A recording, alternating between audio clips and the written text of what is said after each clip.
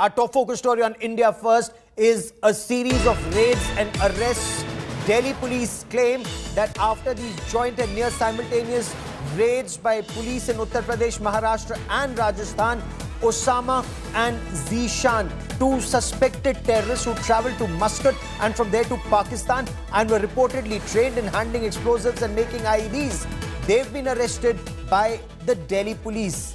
Others arrested include Jan Muhammad Sheikh, Muhammad Abu Bakr Mulchand, he's from Raebareli in Uttar Pradesh, and Muhammad Amir Javed.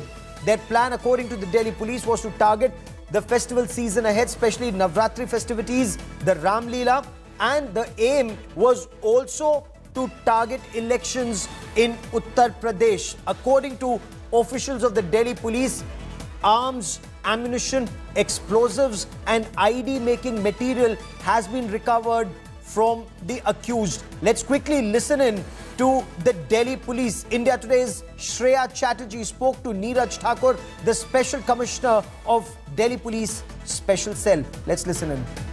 We had received an input from a central agency, and on working on that input, we launched a multi-state operation, and during this operation we got many technical leads and human intelligence also, and finally this morning we culminated the operation, leading to arrest of 6 persons.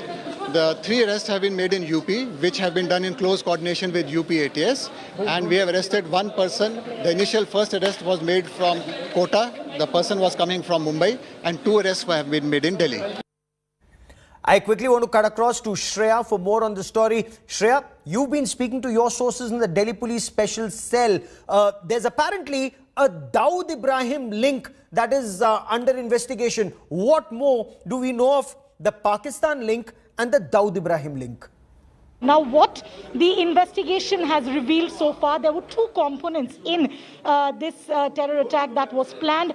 One component was directly being monitored by the underworld, where 2 of the terrorists' job was basically to make IEDs and explosives as well as get the monetary funding through the Hawala route. Now, this was a direct connection with the underworld. The other component included terrorists who were basically wrecking the locations where the attacks were to be conducted. Now, it's a very serious detail that has come forward, that this attack was being planned during the upcoming festival season. Now, Delhi police, from its preliminary investigation, hasn't ruled out the possibility of the attacks in the upcoming political season as well. Remember, there is an election due in Uttar Pradesh, and the Delhi police says that the recoveries made, especially of the pistols, clearly indicate that there was certain information about targeted killings. Shreya, for the moment, many thanks for joining me. I now want to shift focus to the other big story we're tracking here on India Today. After Afghanistan, Pakistan Army and its notorious spy agency, the ISI, are once again trying to shift focus to the line of control in Jammu and Kashmir. Intelligence agencies have cautioned about increased movement at terror launchpads in Pakistan-occupied Kashmir. A bigger cause for concern is the information that highly radicalized terrorists of the Islamic State Khorasan module, or the ISKP, are being brought in to terror launchpads on either side of the Pir Panjal ranges. India Today's Jitendra Bahadur Singh and Kamaljeet Kaur Sandhu get us more on Pakistan's strategy to spread terror in Jammu and Kashmir. Heightened activity and movement in villages close to the line of control in Pakistan-occupied Kashmir. Intelligence inputs indicate the presence of armed terrorists, both of Lashkar-e-Taiba and Jaish-e-Mohammed, some of whom have fought alongside the Taliban in Afghanistan, being positioned for infiltration in Jammu and Kashmir. A bigger cause for concern is Pakistan ISI roping in highly radicalized Islamic State Khorasan province, or ISKP, terrorists for infiltration. Their apprehension is that these terrorists could be used as suicide bombers, both at the LOC and against high-value targets in Jammu and Kashmir and Punjab. Pakistan is extremely gleeful that it has been able to put in place a pro-Pakistan government in Afghanistan with the help of ISIS, Talibanis, Al-Qaeda and ISS. Pakistan wants to grab Kashmir from India, wants to create chaos and mayhem, wants to disturb peace and tranquility. Their efforts notwithstanding, I personally do not feel that they will succeed under any circumstances. Officials of both armies deployed along the 770-kilometer-long LOC talk of an increase in infiltration attempts on either side of the Pir Panjal ranges along the LOC and the Jammu's international border areas.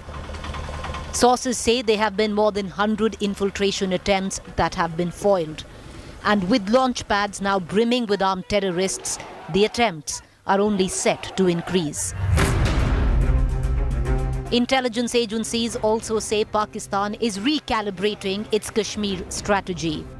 Pakistan pushed for notorious stone-pelting organizer and hardliner Masrat Alam, taking over the separatist Hurriyat conference after the death of pro-Pakistan Hurriyat hawk Said Ali Shah Gilani. Pakistan also desperately tried to foment trouble in the Kashmir Valley after Gilani died, but failed.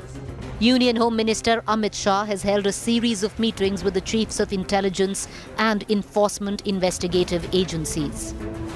Army and Central Armed Police Forces to crack down on terrorists and overground workers. A large number of overground workers have also been arrested to deny terrorists guides. Safe houses and movement from LOC to North Kashmir to Central and South Kashmir. The effort is to ensure zero tolerance for Pakistan state-sponsored terror. With Kamaljit Sandhu, Bureau Report, India Today.